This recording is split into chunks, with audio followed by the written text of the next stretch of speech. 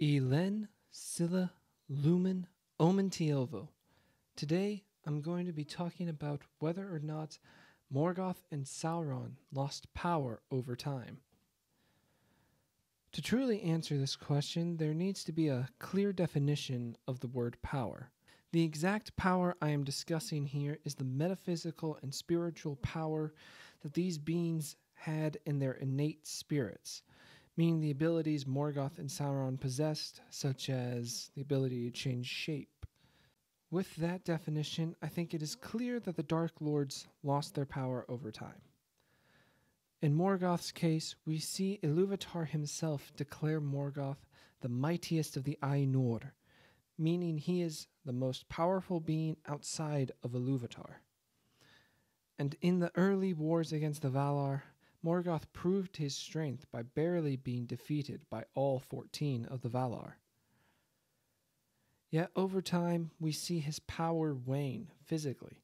The wounds inflicted by Fingolfin and Thorondor would never be healed, and Morgoth's ability to change his form disappears as well. This seems to come from the fact that the Ainur took physical bodies that could grow weary and be injured.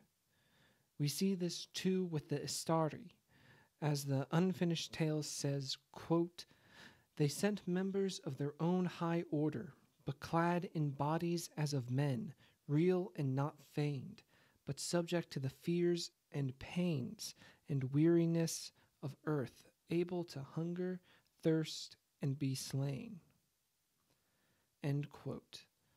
If this was true for the Istari, why would it not be true for Morgoth and Sauron? Sauron's decline is both similar and yet very different from Morgoth's.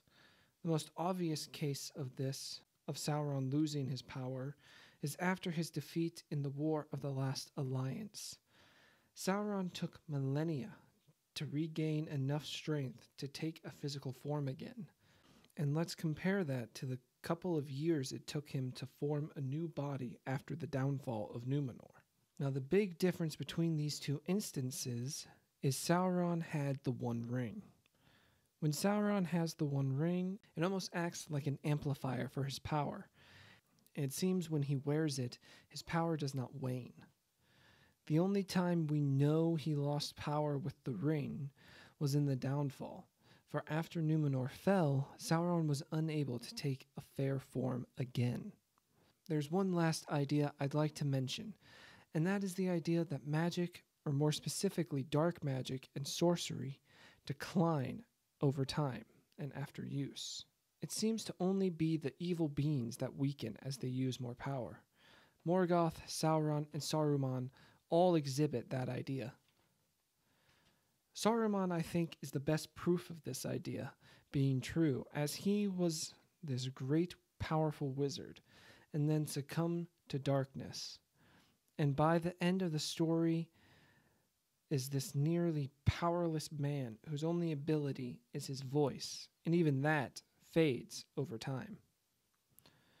So why did dark magic seemingly diminish the user's power?